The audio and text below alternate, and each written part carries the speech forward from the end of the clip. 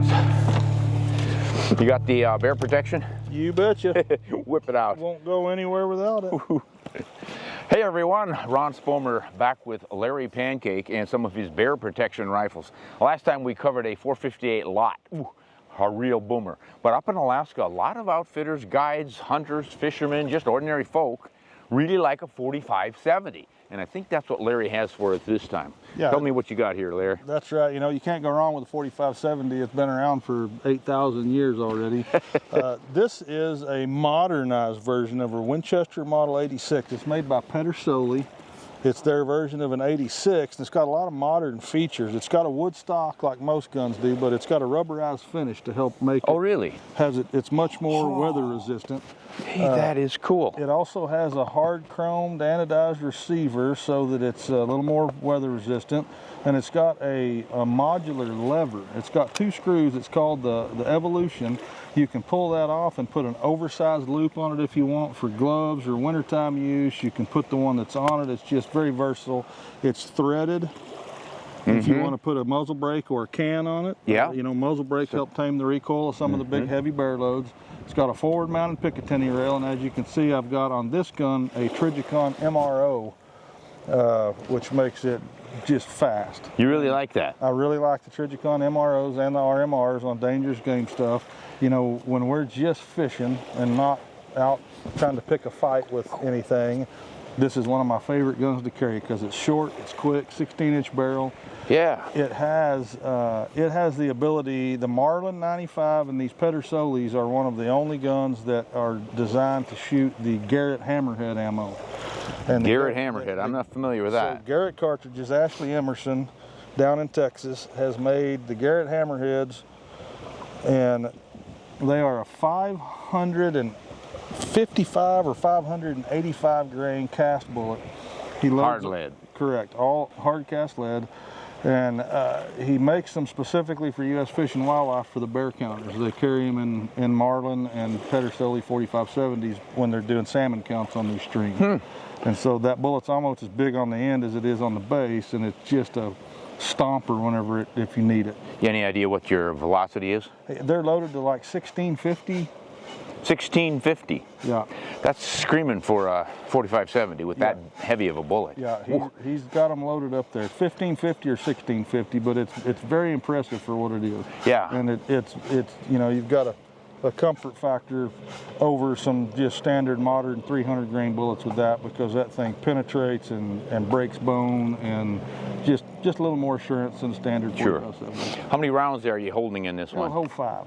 Okay, that's 5 in the tube and then another in the chamber? Or? Yeah, and okay. I mean, I stick 5 in it because I don't chamber one until need be, because obviously it's a quick chamber around in lever action. Yeah. Just a neat little package that pretty much anybody can tote around, and it's not unhandy to have.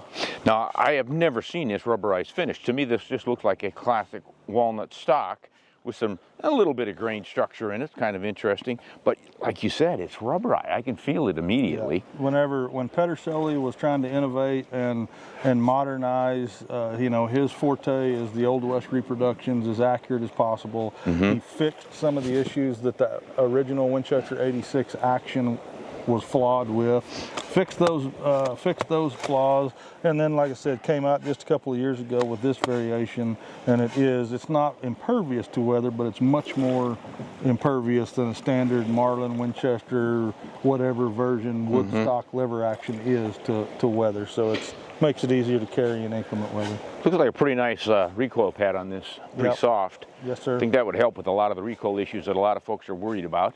And a 4570 cranked up to that kind of power can really bite.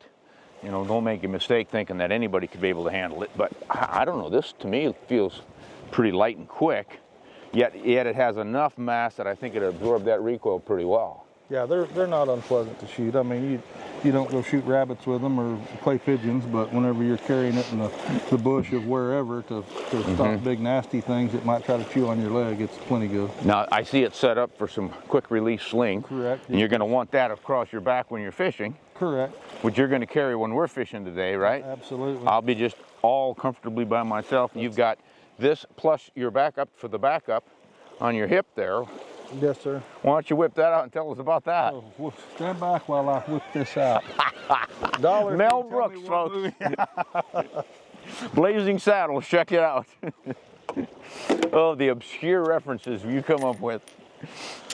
So this is a short-barreled 475 line ball built by Gary Reeder. It's called the Brute. Triple ported. You know, again, it's not something that you want to carry every day and shoot rabbits with, but whenever you're somewhere where something might want to chew on your leg, it's not gonna, the recoil's not going to bother you a lot. Well, yeah, real short barrel. You don't need a long barrel. If the barrel's right there, no, and it's a long barrel. Hard cast bullet again. Yeah, 375 grain, I think, hard cast bullet. Now, what's the 475 line ball? What was that made from? So it's its own proprietary cartridge, but the 480 Ruger mimics the 475 line ball. You can shoot 480 Rugers out of a 475 line ball. I carry a 454 Casull a lot. I had 2 of them stolen, and I replaced it with, actually my dad gave me that one to replace the ones that I had stolen. And it's just been a great gun to carry up here because it is short. It's, you know, it weighs a little bit, but you don't know it's there. I carry it all day, every day. And the beauty of a big bore revolver is it goes bang every time you pull the trigger. Yeah, and I see you've got a little recoil port on the side, top, both sides of the barrel right there. On the top, yes sir, it's triple ported. Yeah, so you're going to recover from your recoil a little faster and get back on that bear if you have to. Whew. Have you ever had to use it in self-defense? I have not. Yeah, I wouldn't think I'd want to. No, I mean, you tried to use it on a couple of fish yesterday because you couldn't get them to bite, but... You liar, liar. Thus Don't believe far, a word this man says. Yeah, it hasn't been fired in anger, we'll put it that way. Well, I was pretty mad at those fish. Well, if you had your druthers, Larry, would your druther go fishing with this across your back or that on your hip? I mean, my druthers is what I do, and that's I take both of them. Both but I knew you were going to go there. Most, you know, a lot of fishing guides, a lot of just recreational fishermen carry a 12-gauge shotgun full of slugs or a 45-70, something like that. Yeah, that seems to be the most popular up here. They lay it on their backpack on the stream bank or the river bank or whatever.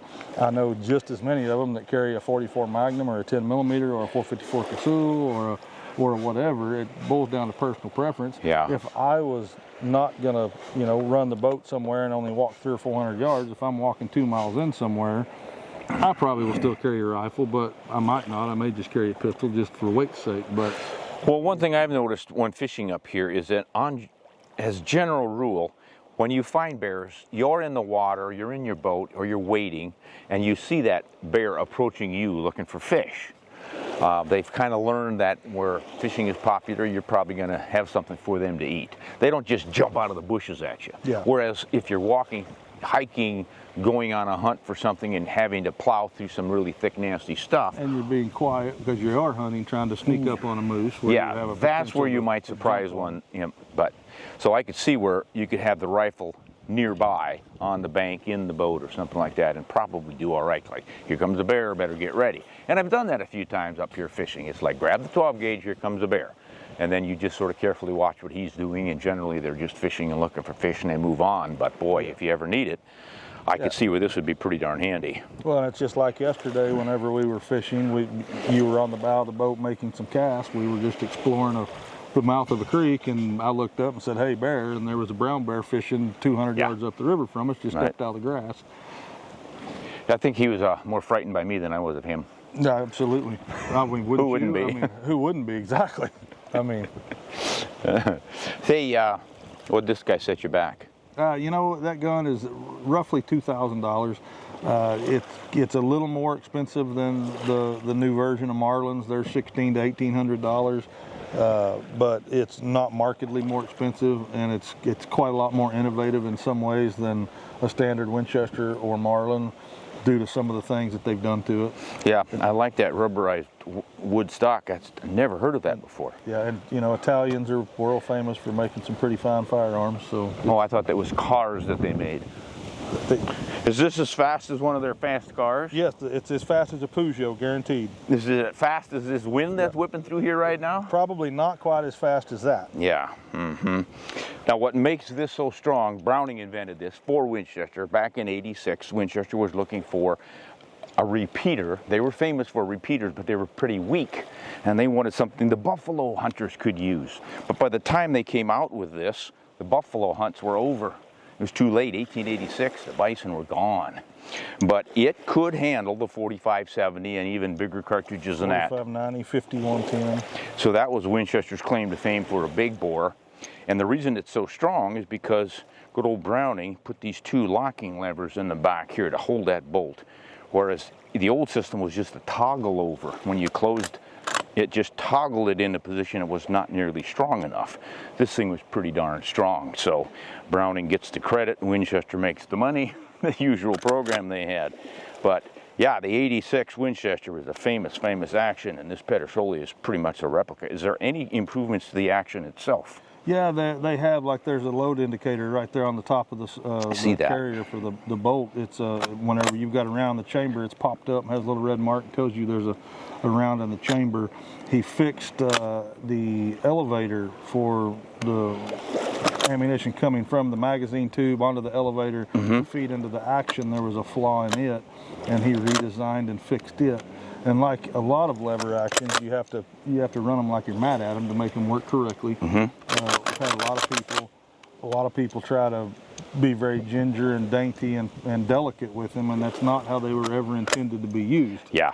They were kind of like an old Harley Davidson. You had to, ride it like you were mad at it, and that's the same way that as long as you run these like you're mad at them, they are flawless. Well, I suspect with the heat of the action of a bear charge, you're going to be pretty mad. Yeah, absolutely. Mad enough to run it raw. Hey, if you're looking for something interesting, a little bit different, the 45-70 with a lot of horsepower, you want to get one of these strong actions. You can get 45-70s, remember, were built for the trapdoor Springfield, a pretty weak action. So the originals were underpowered by today's standards. But you can ramp that up if you've got a strong enough action. And the Marlin 95 and the Winchester 86 are two of those actions that can handle the higher pressures in the 45-70. So make sure you're using the right ammunition with the right rifle. And if you want to go with a handgun, I guess a 475 line ball is not a bad option. No, it's a good starter model. Yeah, good target model. Is that the one they use to start races? I think so. On your marks, get set. Exactly. You see a lot of that with bears too. Yes. Here comes the bear, it's on your marks, get set, the fastest runner wins. That's right. That's why you always... I'm the timer. Yeah. I thought you wore tennis shoes so you could beat me. No, not this go round. I'll throw myself between the bear and you because you are Ron Spomer. Go away. Oh, hunt honest and shoot straight. And stay away from bears and Larry Pancake if you can.